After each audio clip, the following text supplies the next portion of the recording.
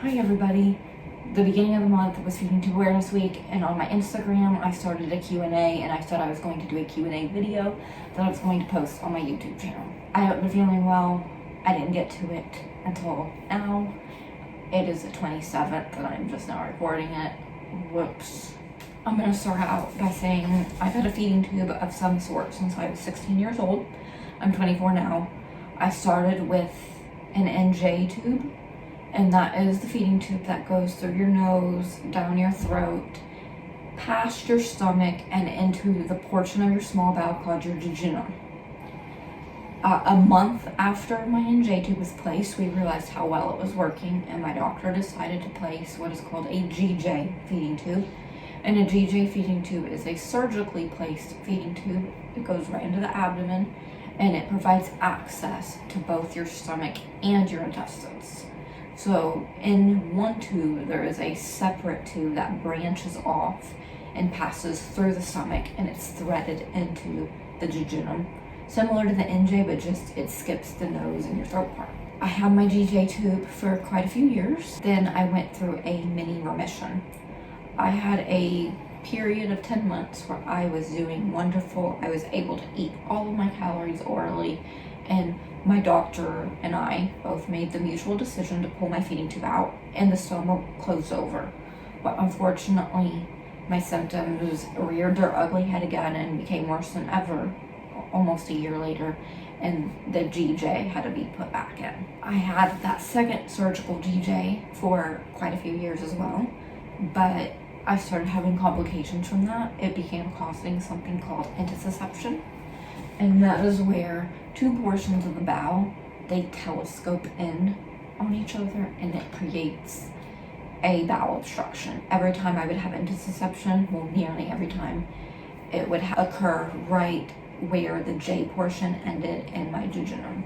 So they pulled that out and they replaced it with a PEG, which is just a long dangler tube that goes into the stomach. With that being said, I'm going to go to the questions now. A low profile or dangler?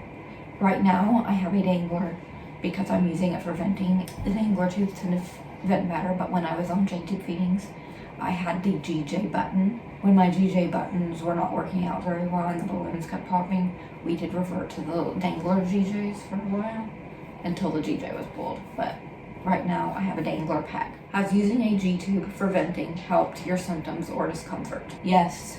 When I do not vent my stomach, I usually vent it for about 22 hours a day. I disconnect for an hour in the morning and an hour at night to take a couple medications. Usually, if I'm not venting, I end up in the hospital with a bowel obstruction. My intestinal contractions are not normal. Air, my stomach acid, intestinal bile, etc., that builds up and it creates what appears to be a bowel obstruction on imaging. But it's truly, you go in and there's nothing physically blocking the bowel. It's just because my intestines are so whacked out, so to speak. Before 2018 with my colectomy, I was only, and when I was on J-tube feeds and I still tolerated those, I only vented for about 12 hours out of a day. After my colectomy, I haven't been able to get back to that. Venting since 2018 has been my jam. I hate it. It's annoying being connected to a bag, but it's much better than being in the hospital every week. Do you eat orally at all? If so, what? And another thing is a common assumption people have. Okay, these two I'm gonna have them go together because when I first got my feeding tube, it was more of a supplemental thing. I ran feeds for about 12 hours a day at a rate of 40 milliliters an hour, and I did it overnight. During the day, I would eat what I was able to. So I would eat about like 1/3 to half of my calories, and the other portion would come from my feeds. A lot of people assume that if you have a feeding tube that you can't eat at all, and that is not necessarily true. While it is true for some people, depending on their medical situation, most of the time, people with feeding tubes, their goal is to transition off of the said feeding tube. So you want to try to eat and to keep your stomach motility going. So I used to be able to eat anything. But then I got mast cell disease and I became allergic to practically everything. And then on top of that, now I have the chronic intestinal pseudo-obstruction and the GI mutations that are causing inflammatory bowel disease with like ulcerations and bleeding. So now my body cannot tolerate foods without provoking one of those problems. I still do try to introduce a bite or two or a sip or two of something because I feel that it is very important to keep trying and not to give up. You need to listen to your doctor and your medical team on what they think is best for your particular case because we are all different.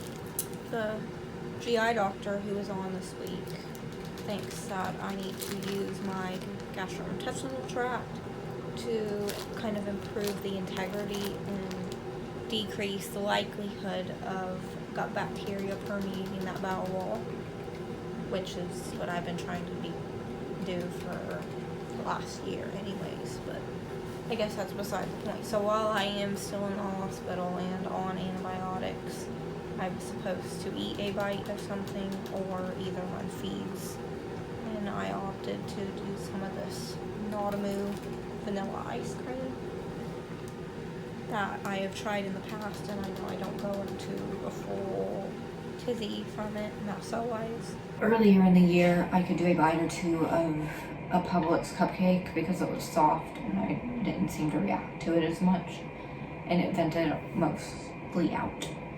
So that's good, but I would try other things and either end up in a very bad GI bleed or an obstruction coming on or anaphylaxis. So trying to balance those three issues make it very difficult. Venting is not foolproof. You can't just go eat a sandwich and expect all of it to vent out of your tube, because it doesn't. Inevitably, depending on the position of your stomach and your tube, like with a location, stuff gets by it. So that's why it's important to listen to your doctor and not just go crazy trying to eat a whole box of cookies or, like I said, a sandwich and expecting it to vent out, because it won't.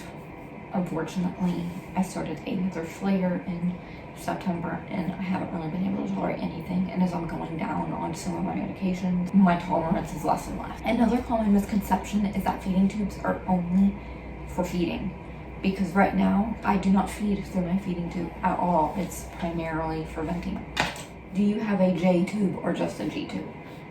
That I kind of answered this question when I was going through the backstory. But right now, I do not have the J portion in. I just have the G. What do you wish you would have known before you got a surgical tube? My mast cell disorder was not progressed then when I got the first feeding tube.